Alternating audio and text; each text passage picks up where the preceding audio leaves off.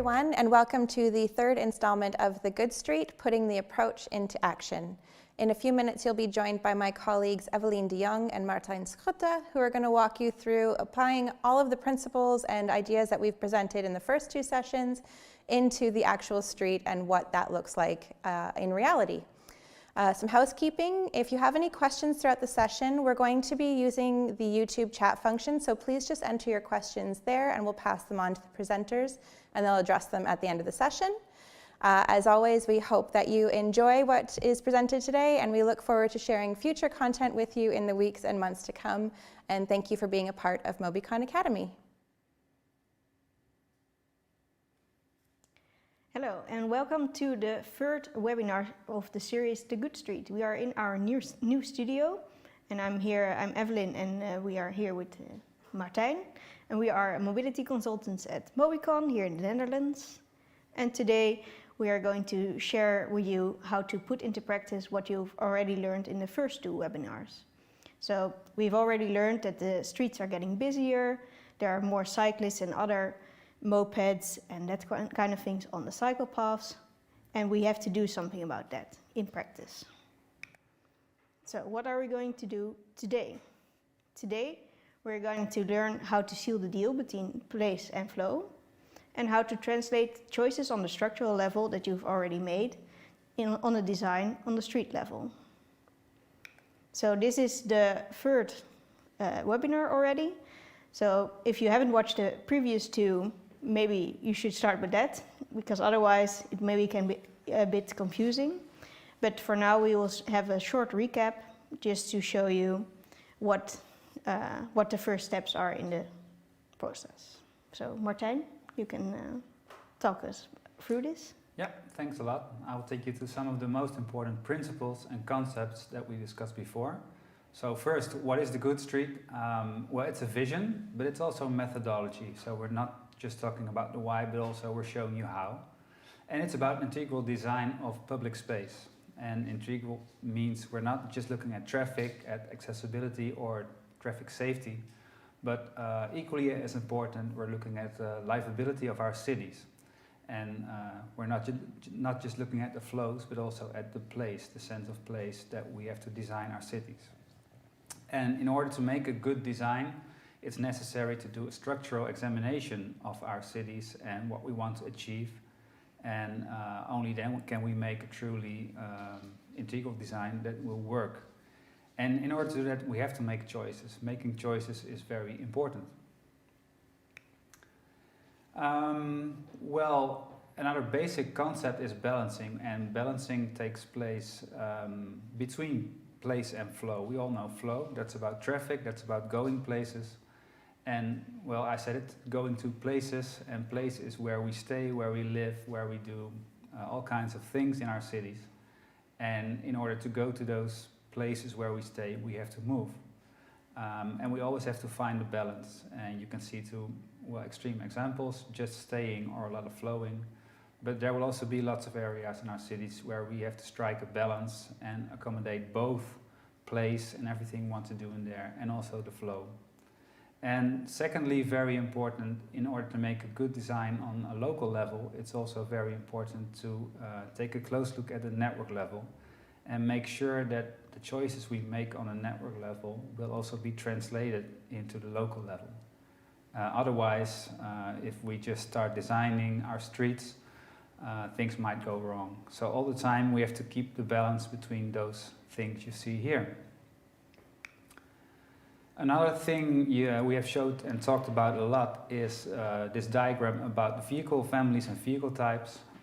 So just a brief recap. You can see 7 rows with colors. Those are our vehicle families. We classified our vehicles firstly based on mass, and secondly based on achievable speed or operating speed. That's the speed a vehicle can achieve without tampering with it.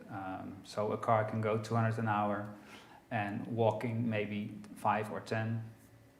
And in each cell you see a vehicle type. So that's every vehicle included there has the same amount of mass approximately and the same operational speed. And you can see all kinds of existing vehicles, but also new vehicles will fit in those cells. And we can treat those cells, those vehicle types, well, without looking further at whatever vehicle it may be. So even if we come up with all new kinds of vehicles, we can fit them into this diagram.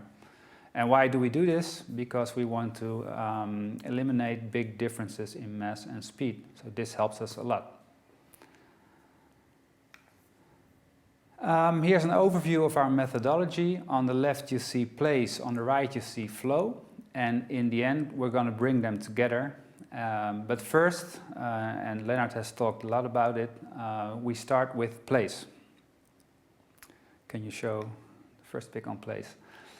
So what we end up with, after lots of deliberation of what we want to achieve in terms of place, at least we have to come up with some kind of zoning map, and we have to describe what functions should take place in each zone, what values do apply, what qualities do we want to achieve, and maybe a lot more. And we have to attach like a maximum speed to that that fits those qualities that we describe. And once we're finished with place, maybe in a second workshop or a second step, we take a look at the flow. And that's the traffic policy we have in place in our cities and neighborhoods. But also we have to define networks, and not just networks for the car and the bike, but we think we should make networks for every vehicle family. So that includes also a network for trucks, a network for light electric vehicles, and a network for pedestrians. Once we've done that, we bring them together. So that's the first act of balancing that takes place, and we do it at the network or structural level. And we hope we can combine what we want to achieve for space, or place and flow. If not, we have to go back. And if we can combine them, we have to make well, choices, and we set that in urban traffic environments, and we'll get to that later. And then the final step, once we set the set of conditions and qualities we want to achieve, we can go to the actual design. And that's the fourth stage in this methodology. And we might have to do, again, some balancing by taking a closer look at what's going to happen in that particular street. And finally, once we've finished our design, it's always a good idea to take a look back and see if that still fits our description of what we want to achieve on a structural level, if it still fits, if it still meets what we set on our traffic policies, the networks we define, and what we want to achieve in places. And once we do that check, well, we're done, and we can move to the next street we want to take a look at.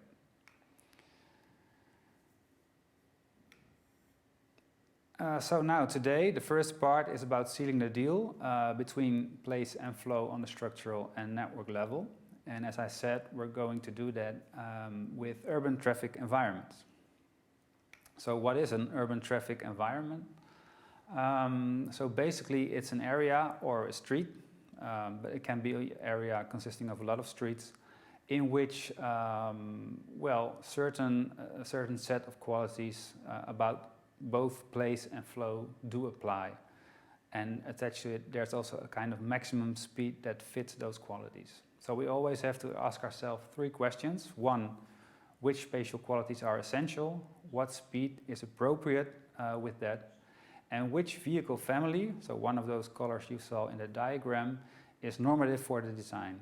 And it doesn't mean that other vehicle types or families are not allowed. It just means that there's one vehicle type that's normative for the design in the next stage. And maybe it's best to show this, to demonstrate this by some examples. Yes, so I have this example of a pedestrian area, and if I look at this picture, do you have certain qualities that only apply in this context? Yeah, so this pedestrian area or shopping area, it can be a name of an urban traffic environment, and there are some qualities attached to it. And I think most important, this is a place to stay, a place to linger, a place to do all kinds of urban activities. In a shopping street it will be shopping, but there can be bars, people meeting each other. So even though there can be a lot of people moving through that area, it's not about flow, even for the pedestrians. It's about, staying and about accessing all the addresses in this street. And there will be lots of movements in all kinds of directions. So actually, aside from pedestrians, no vehicles fit in. So this also means that like 10 kilometers per hour is a natural maximum speed for this. And also the normative family is the pedestrian and not any other vehicle. Okay, so no vehicles are normative here, but they can be allowed. Maybe you can see a cyclist here also passing through this street. So either that's illegal or maybe the cyclist can be allowed, but then he has to adapt to the pedestrians because this is an area where the pedestrians are king.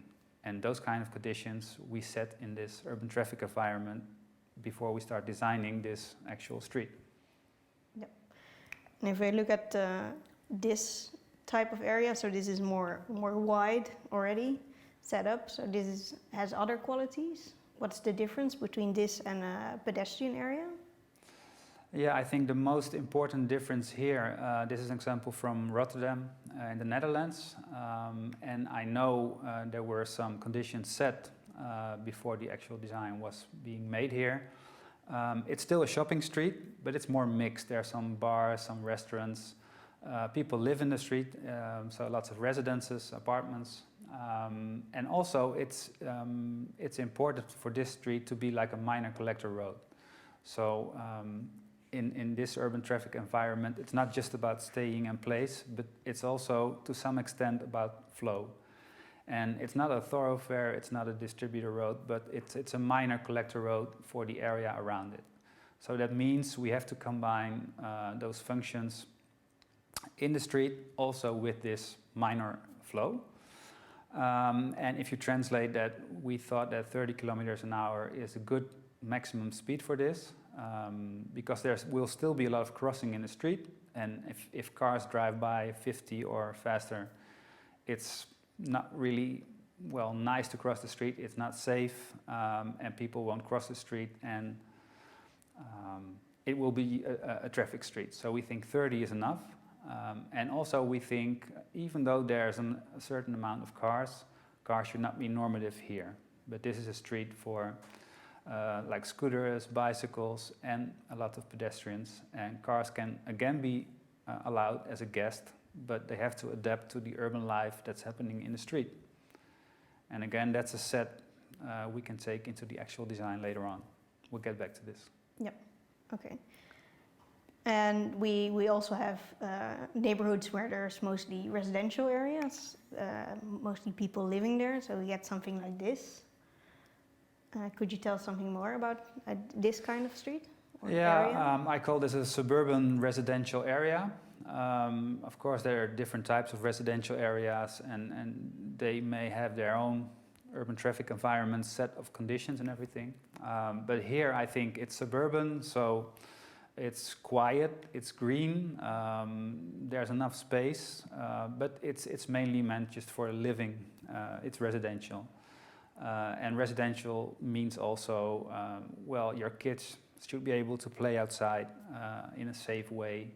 You should be able to meet your neighbors, and it should not be too busy. So in this type of environment, we cannot still imagine large flows of vehicles.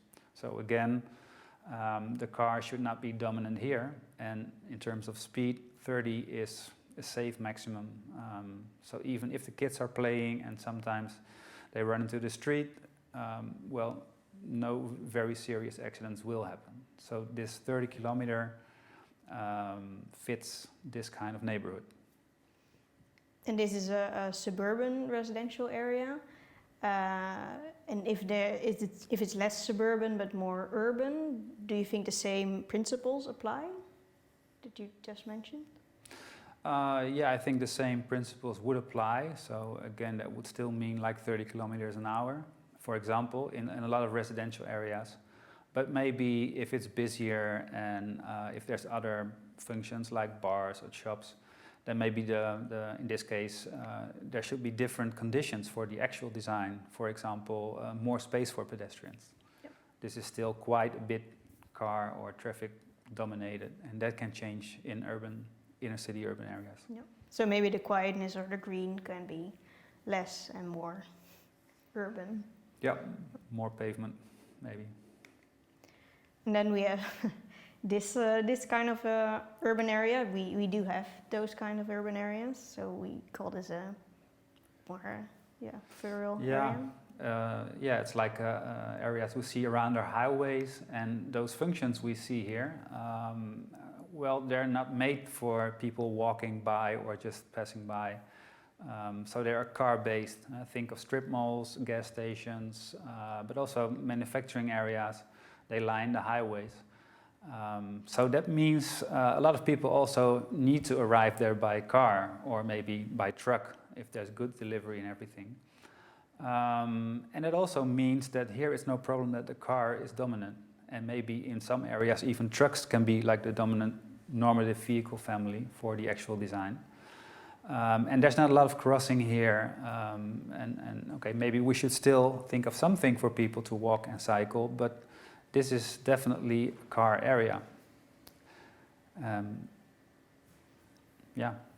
So we'll get to this later as well with the actual design stage. We don't want to ban the car out altogether. We want to give them separate spaces where maybe there's more room or where it's more convenient. Okay, thank you. Well, I think all civil engineering people know this diagram, or at least some of you do. Normally we work with traffic numbers and that sort of thing, and that's something we haven't heard in the Goodstreet yet. Or do you think these principles should also be applied in the Goodstreet, or do you have your own intensities or that sort of thing? Well, that's a good question, and in itself there's nothing wrong with this diagram, and it's like a tool that can help us with the actual design later on. But I see two problems with this one, and one, it's all about flow and about traffic conditions related to each other, so there's no place for place in this equation, and I think we should definitely should take place into the equation. And second, the other danger is if you apply this diagram straight away, well, you might be stuck too much with like the present situation and try to translate the present conditions into a future design. So maybe that's why I think it's better to really think what you want to achieve and to set those urban traffic environments before you actually start designing. And then later on you can still use this as one of the tools to make the actual decisions. But this is not the thing to start with, if you ask me. Yeah, because otherwise maybe you would say, okay, I have this amount of area or cars in this area, so I can't do mixed traffic because there are too many cars. And maybe in the Goodstreet you can do it the other way around. Like, I want to have mixed traffic, and then how many cars are still allowed in there? Yeah, so the other way around. And then the maximum amount of cars can be like a condition for the actual design. And then you have to make sure that the design that you make also helps, and you have to make sure that your network choices are in order. And that's why it's important to look at all those steps before you do the designing. Yep. Maybe I can tell a bit more about the design stage. So that's the final part of our methodology. And it's only then when we really start allocating vehicle families into pieces of those space in our cross-section. And I think it's best to demonstrate it by a lot of examples, but first we have to just discuss three concepts which are quite central in the Goodstreet methodology. And those will be domains, classification, principles, and the big question of mixing and separating. So let's start with the domain. A domain is, a physically separated part of the public space. So in normal English, you can think of maybe a road or a sidewalk or a bike path or maybe a buffer space without any traffic. And each domain has first to start with a normative vehicle family on which the design for that specific domain is based. So that can be a car or a bicycle or a pedestrian. And attached to it is also a maximum speed that will apply to that family, but also to any other vehicle that might share the space. So that applies to everyone within that specific domain. So third, we have to make sure that the design we're going to make of that domain does fit what we set by 1 and 2. So we cannot say we want a place for pedestrians and 10 kilometers an hour and design it like a highway. So it should be coherent. And ideally, we have to make sure that within each domain there's also a place to park our vehicles, bicycles, cars, because otherwise we might end up with lots of bicycles just being put in the sidewalk. So we block the traffic flow for the pedestrians, or we block what we want to achieve in terms of place, like a place to meet other people, and there might be no space if there's too many bicycles parked, for example. So we should accommodate that as well. And how is a domain different from the urban traffic environments that we just saw? Yeah, I think urban traffic environment is more about a general set of conditions, qualities, functions we apply to the entire street or maybe even to a larger area. And a domain is really a part of our street, part of our cross-section, also physically separated. So if you drive on the road, there's a curb. And the curb and maybe a buffer space is separating that domain from other domains. And in domain 1, different conditions may apply than in domain 2. But, of course, there's always like a normative vehicle family, a normative domain that fits what we set in the traffic environment. But there may be other domains which may be slower for other vehicles, and more strict rules will apply there. And maybe it's best to show it by the second concept in this on a local level. That's a classification principle, and that's well, an existing, or maybe we can make some custom principles as well. It's a division of a street, of a section, into 1, 2, 3, or maybe 4 domains put together, and we show some examples later. And maybe the third one, and that's a very important one. So once we set which domains do we want to apply in a certain space, we have to meet the questions about mixing and separating. So do we mix the vehicles or do we separate them into many domains? Well, we have 6 vehicle families. I don't think in any space we want 6 domains apart from each other for every vehicle family, so we do have to mix.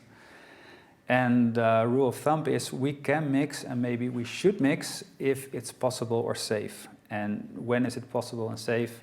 If the differences in mass and velocity are limited. So if yes, let's mix, and if it's not safe, we should separate. And we develop some general rules, but maybe it's best to show some examples and go through it and show how we actually deal with this question in practice. And before we do that, we just take a look at 5 of those vehicle types. We also saw in the diagram earlier on pedestrians, bicycles, and cars. We all know them. But it's also nice to take a look at some upcoming vehicle types. We see more, also especially last year.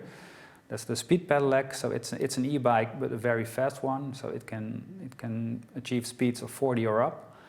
And there's like an e-cargo bike, which you increasingly see in our inner cities, replacing big trucks for deliveries or other transport activities. So let's take a look at these 5 vehicles and see how they fit into certain traffic environments. Okay, so this is the suburban residential street. I think we just saw it as an urban traffic domain, environment, sorry. It's quite wide. I see a lot of space for cars. So what would you classify this domain as? Yeah, so let's bring in the first domain. I think, well, it looks like a road, it looks like it's designed for cars, and unless stated otherwise, well, 50 kilometers an hour might be the actual maximum speed limit. In some areas it's 30, but there's still a lot of areas where it's still 50. So we could say this is a 50D domain, 50 for the maximum speed. D is for the car as a normative family for which this domain has been designed. It's wide, it's tarmac, and it's really inviting to really go fast. So in practice, this is like a 50D. Yeah. But if we look at it this way? Yeah, so now the big question is, what can we put in the 50D domain? And we have this nice diagram here, and we can apply it to other domains as well. And I think most important is you see the vehicle diagram with the families, the types, and then superimposed we see two lines. The blue line is for the D, the normative family, and the red line is for the maximum speed that is set here. So, and where they cross in the upper left corner is like the ideal vehicle type that the domain as well perfectly fits. And in this case, D50, there's not really a lot of vehicles that fit into this category. Large neighborhood electric vehicle, for example. And we see the picture of the car here, but the car can go a lot faster, so we call it D50 plus. So in our 5 vehicles we try to examine, there is none that really fits this D50 nicely. The other dark gray areas upper left from this ideal type D50, it's also no problem to just separate those vehicles. But again, in our set of example, there's no vehicles that fit in. And we see the car here. The car is D, the car is on top of the blue line. So it's very much welcome in this domain, but we see it's on the right side of the red line, and that means the car is welcome, but the car should reduce its speed to 50, which is quite logical for a maximum speed. Yep. But again, it can safely be mixed into this domain. So the car, we can put it in 50D, no problem. But let's bring in the other vehicles. We might see some problems there. You see all those other 4 vehicle types end up in the red zone, and well, you can imagine what the red zone means. It means it's not allowed to mix them in this domain. Why not? Because if we move one step like further down in terms of family, so we are D, C, it's okay, but B or A, it's just too, the differences in mass are just too big, so it's not safe to mix them. And the same, if we go left more than one step, then the differences in speed will be too much. And again, mixing those is not safe. And especially if both the mass and speed are differing too much. For example, with a pedestrian, you end up in the red zone. But even the bicycles and even the cargo bike, they're either too light or too slow to be safely mixed in this 50D domain. So we have a problem here. Maybe we can see what happens if you push the button. They're not allowed. So just the car in this case. So maybe let's move on to the next domain. Well, we have some buffer domains, as you can see, and then there's another one. It's quite small here. It's in normal English a sidewalk, and in the Goodstreet terminology, it's a 10A, meaning it's made for pedestrians as normative family, and well, 10 kilometers an hour is the maximum speed that applies here. So here you see the difference. The entire traffic environment was set as a residential street for cars, but in domains we have this road for the car and we have the sidewalk for the pedestrians. Now let's see what happens if we mix in our vehicles.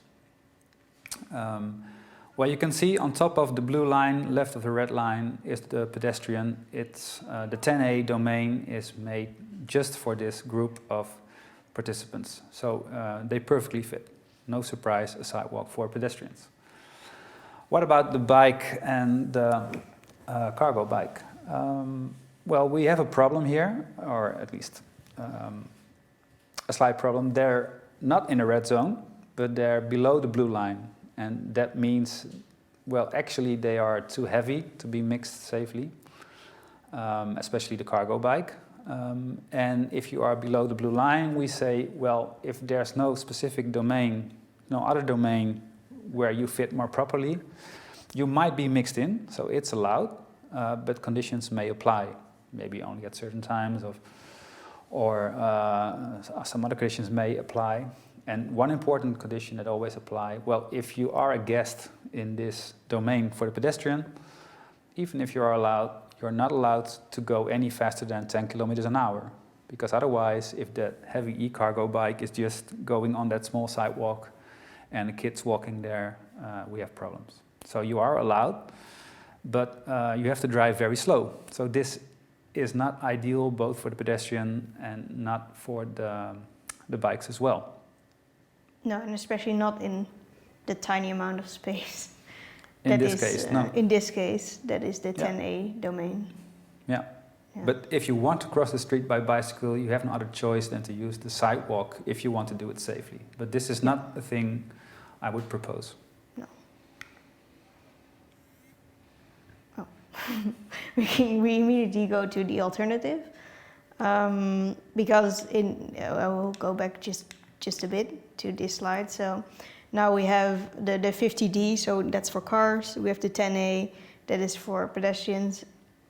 And the cyclist can be allowed in 10A, but there is hardly any space. Yeah.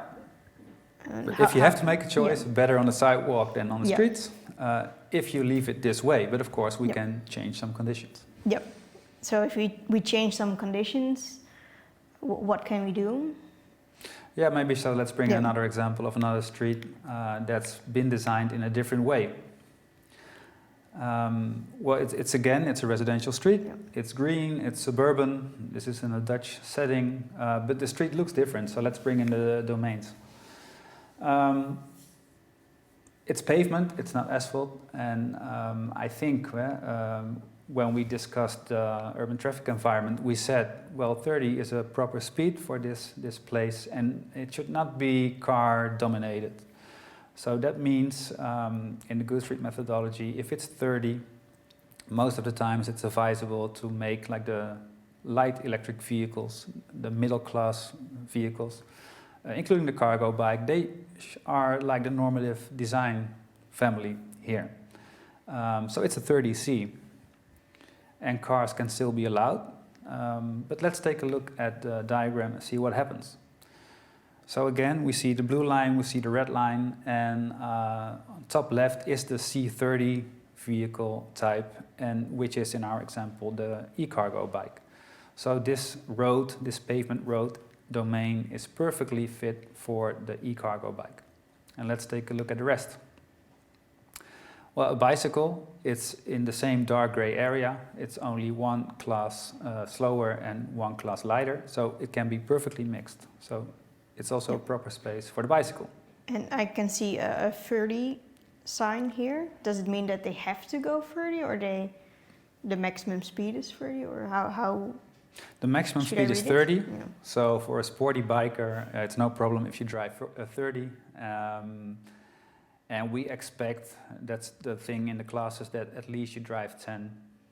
So 10 to 30 kilometers an hour can be mixed in this domain without a problem. Yes. Okay. Yeah, so it's not you have to cycle 30, otherwise you have to be somewhere else, but the maximum speed is 30. Okay. Yep, correct. And then the speed pedelec. So if you really try hard, I think you can drive 45 kilometers an hour. But it's a bicycle, it's a bike, it's the B family. So we say you are allowed here, but you have to limit yourself to 30 kilometers an hour. Because if you mix, if you go full speed, 45 or maybe 50 if you're real good, and you mix it with like small kids who might just go this in the street, and if they crash, then the difference in speed will be too big. So it's okay to mix like a little kid who maybe goes 10 or 15 an hour and makes a speed pedelec, but no one drives any faster than 30. Yeah, yeah, that makes sense. So they would have to apply themselves to the rules of 30 kilometers per hour. Yeah. Also in the design, I think maybe then you can do something to realize that. Yeah, agree. And now we just have to take a look at where the car will go. So the car is just below the blue line, and that means below the blue line, if there would be another specific domain for the car, then move there. But in our case, there is none, and I don't think there should be any in a residential street like this. So we can allow the car as a guest, and of course we have to, because you have to reach your home when you have to. But again, you have to keep to the maximum speed of 30 kilometers an hour. And also by the actual design, you have to make sure that the driver feels that I'm a guest. It's not my street. It's not made for me. It's made for other vehicles, and I'm allowed as a guest. So I should adjust my behavior in a proper way. Yep. And now you can do that by doing the pavement or having speed bumps or that sort of thing, right? Yeah. Yeah. So the design should actually speak for itself. Yeah. And it's not always possible, but if you drive it, you should feel like, well, 30 is enough. Yeah. Well, I think also the main difference between the first example that we saw, that it was quite wide, and this one, which was quite narrow, maybe that's also a sign for Yeah, cars. definitely. Yeah, that will help a lot. Okay, then we go back to the diagram. We see the pedestrians that are in the red zone. Still in the red zone, so Still in the red zone. it's not like a big shared space still, No. because the pedestrian is too slow and too light. Yep.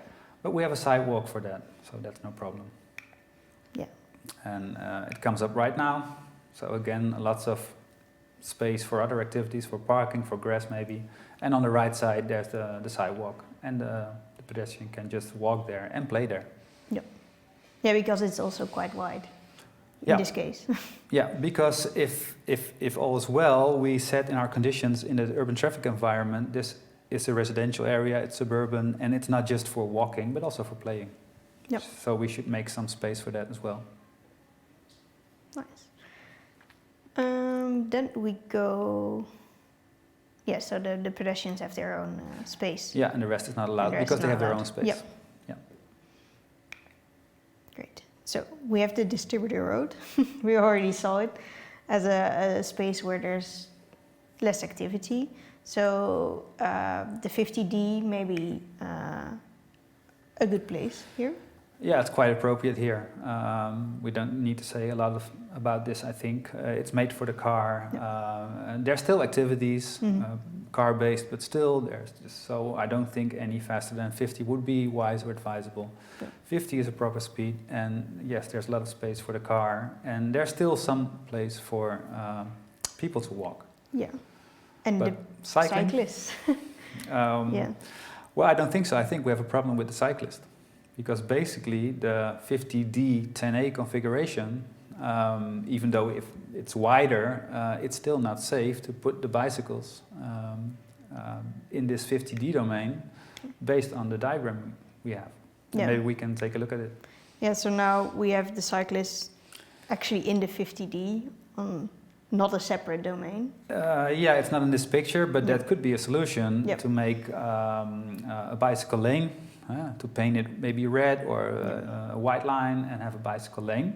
But still it's in the 50D, and if you really apply the Goodstreet principles, it's actually a no-go, because it's not physically separated from the car. Yeah. So I think you have then two options. One is to see if you can fit in another domain, and the other maybe is that maybe there are no bicycles on this street, and maybe the next street over, because you have a great network, has space for the cyclists. Yeah, agree. So if you cannot fit it into the street, but then you have to think on the network level, where do we create a good infrastructure for bicycles, so there's no need to have bicycles in this highway, for example. Yeah. But what if we do want to fit it in? I think we have an alternative. into this? Yeah, so I think there is an alternative for a distributor road that can fit bicycles very well, and I think in Holland it's a very common one. So let's take a look at a typical Dutch example of distributor road in an urban setting. Bring it on. Yeah. So it's not as wide as the more highway type road we saw, but it could also apply to like a 2x2 road. But yeah, let's take a look at the domains. So there's still the 50D for the car, there's still the 10A for the pedestrians, but the bicycle path, and it's separated from the road by some buffer space, so it's physically separated. And it's a third domain, the 20B. So now let's take a look what happens if we try to assign our vehicles. Well, the car, of course, still goes in the 50D without any problem, and the rest didn't fit, still applies. The 20B, well, we don't have to put the car there, and top left of our diagram, the blue and red line, is the B20 family, so that's the bicycle, a bike path, no surprise, I guess. Speed pedelec, well, it's a B, so yeah, it can be accommodated in the bicycle path, but again, 20 kilometers an hour as a speed limit, so you have this nice, expensive bicycle, and you have to drive slow, but at least there's a place to drive safely. And for the e-cargo bike, below the blue line, so ideally there would still be like another domain, but there isn't in this case. So it can be allowed as a guest, but then if I'm the driver on the e-cargo bike, I have to adapt to those cyclists because it's a bike path, in this case a 20B, so made for the bicyclist, 20 kilometers an hour. And a pedestrian. Well, it could be mixed, but we have a separate domain for that. So in this case, we don't put the pedestrian on the bike path. Oh, we immediately go to the shopping street, but in this case, it is possible to have a separate domain for the cyclists, while in, well, approximately the same space as the distributor road that had no cycle lanes, but it does mean that you have to give up one lane per direction. So that's also something to think about, I think. So yeah, but the good thing is you have to also think about it on the network level. And you have to make sure that, well, it's still wide enough for the amount of cars it needs to accommodate, or you have to make another choice for another road that will be promoted to a highway or distributor road, so you can change the infrastructure on the existing one. Yeah, so it doesn't all depend on the design of one street, you really have to. Yes, and that's why I think that's the nice thing about the methodology. It also looks at from the policy level to the street level, and you can make choices either on the structural level or in the design. Yeah. Okay, so we have the shopping street. We already saw it once, so yeah, 30C. Yeah, again, it's also quite narrow. Quite narrow pavement. The car is allowed, but it's not really actually designed for cars. And a big sidewalk for walking and other urban activities. Yeah. We do see the cycle racks, or at least a place to park your bike, are on the pedestrian path. Or well, the if you take sidewalk. a close look, it's not really. So it's well, yeah. So it's the same kind of pavement, but then in the division of space, there has been allowed for. So in some parts there is like a bicycle parking. There's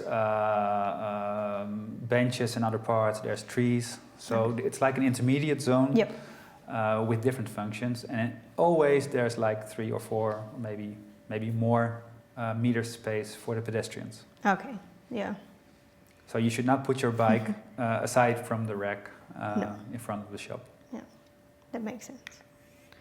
But that's the Netherlands. So we have this downtown area in New Orleans, but you can see the same in, I think, all kind of cities in the US, Seattle, but also all around the world. But I do see a lot of asphalt here. Yeah, so I think Is it a 30? It's not the through road, and I don't think this is like a 50 kilometers an hour setting. But even if it's 30, it's still a car. It's designed for the car. So I would classify this as a 30D. So maybe in terms of speed, not that much of a problem, but in terms of space and in terms of atmosphere, well, you can see the sidewalks are very narrow. And maybe you want to have more space to really accommodate those functions better. So we can make some changes, I think, and make it look like the street we saw before. So for example, what we can do is make the sidewalks bigger and just make the street, of course, smaller. And we can make the street into a different design, so the 30D will be of a different type, and maybe make it into a 30C. And maybe also change the asphalt into pavement to also make it look like a 30 street. Yeah. And the good thing is, by doing that, we also create extra space for the pedestrians. Yeah, but it does mean changing something in the network. Or at least in this case, you narrowed it down this much that it's actually a one-way street. Yeah, and we say the car is not normative anymore. Yep. And I think that automatically means in our methodology, if you say C is normative family, then it can never be a main route for cars. And well, probably it's possible here because it didn't really look like a main route. But in case if there isn't really any other alternative, then you cannot do this. But you have to make sure it fits your choices on the network level. But if you can do it, make the D road somewhere else and have a 30C in this street in order to create more space for urban activities. Yep. Definitely. I think this is the last example. So we now have the overall design, the overview. Yeah, and I think we went through all the steps. And I think one last advice would be if you finish this street design, then it's always good to make the check just like we did and take a look back at does it still meet what we set in the urban traffic environment, and all the conditions, all the qualities, all the speed, does it still apply with this design we made? If not, we have to make some changes. And I think also it's good to check if it still fits the networks we define and if it still fits the policy, our spatial policies, in what we want to achieve in certain areas. And so always do the checkup. Yep. That will be my advice. Yeah. Okay. Well, I think we're now having a short break. And after the break, we will do some questions and answers for you.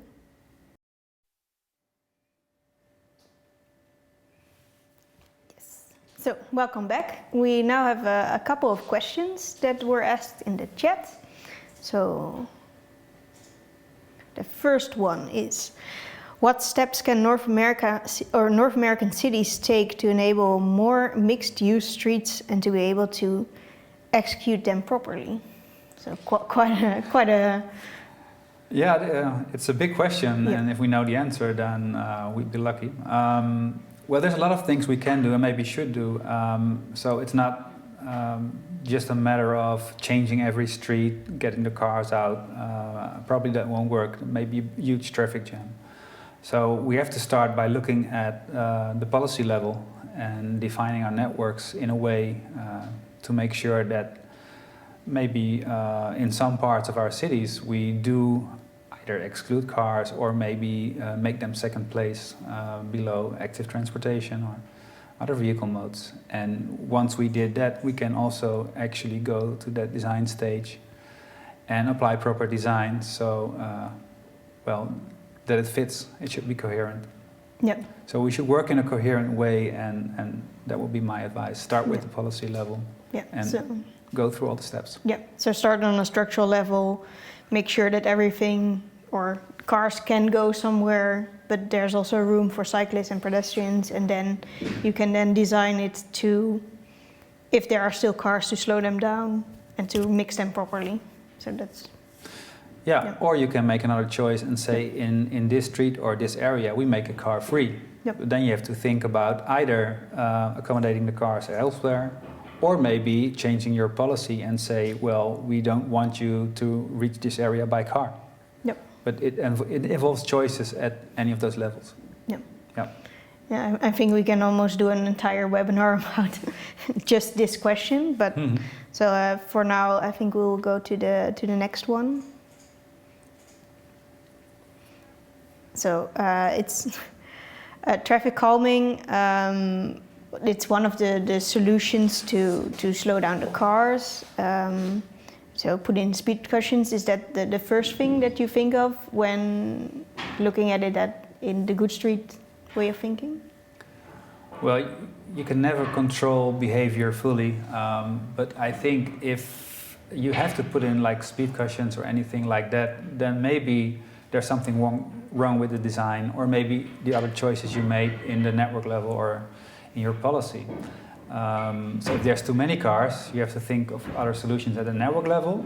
And second, if you don't want cars to drive too fast, I think firstly I would try to find other solutions in the design level. So not making it a wide street, not using the asphalt, but using pavement. And if that still doesn't work, you can think of more other solutions if that's necessary. But maybe if it's a good design plus good network choices and facilities elsewhere, then you might not have that problem anymore. So maybe no more need for speed bumps or anything like that.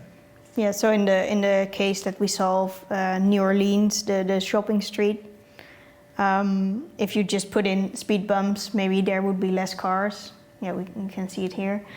If we put in speed bumps, maybe less cars, but it would still be a car-dominated area. Yeah, maybe we can succeed by getting the cars out, but if we want to have bicycles instead, and if you just drive it on a bike and you do like this every time, then then you have a solution that's not really a good solution for cyclists. No. Or maybe those e-cargo bikes for delivery instead of the big trucks. Yeah. So you have to think of that as well, not just looking at the cars, but looking at all the vehicle families and types. Yep. Okay. Then next question. Oh, that's a long one. Every bus rider is a pedestrian, but the bus is a 50E. What considerations should we have for integrating these modes, bus and walking? Should we have these streets with only buses, bikes and pedestrians? So no cars, I think. So like a specific bus lane maybe. Well, there are examples in cities where there's dedicated infrastructure for buses. So that can be like a 50E domain. For example, on routes where there's lots and lots of buses and it's not safe to mix it with e-cargo bikes or lower, or maybe cars not desirable. So you can do that. And in a lot of other conditions where there's like a bus every 15 minutes or 30 minutes, you can still mix in the bus, but then the bus would be guessed. But of course, if there's lots of areas where we decrease the speed from 50 to 30, there will be an issue in public transport that we slow down buses. But that would be a policy level choice. What do we prefer? Fast buses everywhere or safe streets that fit other activities as well? And then again, we have to think of other solutions. Either accept that buses will go slower in some areas, or we have to make sure that in other streets we accommodate those buses and make these dedicated bus lanes. Yeah, because if we just have a 50E domain, then cars can also go 50. They can be mixed. If they... But not like the motorcycle, not the scooter, not the C family, because then the differences will be too big. It's not safe. Maybe a tram or something like that could be mixed more easily with pedestrians, or not mixed, but in that type of environment. But then the tram would also have to adjust. And there's examples of trams going 10 kilometers an hour through a pedestrian street. So that's the concept of being a guest. It's not a right, like if it's a pedestrian street, there's not always a right to drive a car or a right to drive a tram or bus. So it can be allowed, but under conditions. And you have to think well about those conditions. And if there's other possibilities, other opportunities, then better not to mix them, of course. Okay. Well, I think that's... Oh, we have still one question. Yes. I recall during the last Goodstreet webinar that your team was working to integrate your methodology into Dutch policy. any progress, lessons learned so far?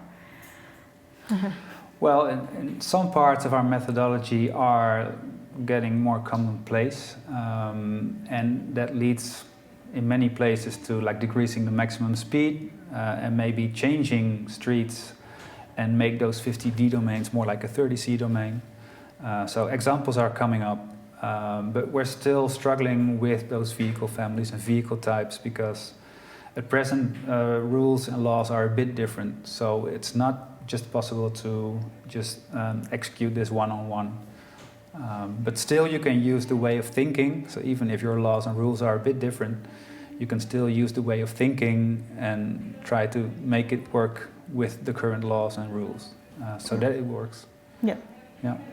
Yeah, and I But- think there's also more focus in general in Dutch policy and that sort of thing on the activity side of things or the... Yeah, definitely. And sometimes you hear people say, but what about the bus? What if we slow down the traffic? What happens to the bus and the bus system? But then you can say, well, we thought about it in the Goodstreet. So I think there's getting more opportunities we see in our work where we can come up with the Goodstreet and say, okay, but the problem is here, you start making a design for a street while you do have to think about some network issues first before you can make this design work. Yep. Yeah, but we're still looking for more cases to apply it to, definitely. Yep. But I see a lot of opportunities for that. Great. Well, that was our last question and answer. So we will go back to... Yes.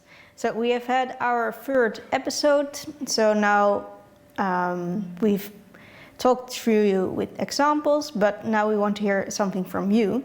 So if you are a paid member, please send us pictures and a brief description of a situation, and we can prepare a Goodstreet meaning workshop with you, so you can really walk through the entire process instead of just us talking through one example. Just how can you change a street to really fit in the activity side of things, the place and the flow. So, and if you're willing to also present your case live, that would also be nice. So you can contact us in the information below, and then we can maybe set it up to have a fourth episode. And if you still want to keep learning about the Goodstreet, because it was quite a lot of information already, but we still have a lot more. We have a downloadable PDF available in the Mobycon Academy downloads, and you can also find it on the Mobycon website, which you can find here on the slide as well. So you can just walk through it by yourself in a nice format in PDF. And for coming up next in the Mobycon Academy, because it was our first one in the new year, but we have quite a lot coming more. So we have the Together We Cycle filmmaker Q&A that's coming up. We have some study tours, virtual study tours of Delft, Houten and Amsterdam. We have the winter cycling, learning more about the what and the why about winter cycling, especially in the colder countries, and a lot more. So subscribe as a friend of Mobycon Academy, just €10 a month at the address below. And for now, we want to thank you for your time, and we hope you learned quite a lot. And yeah, have a good night. Yeah, thanks a lot for watching.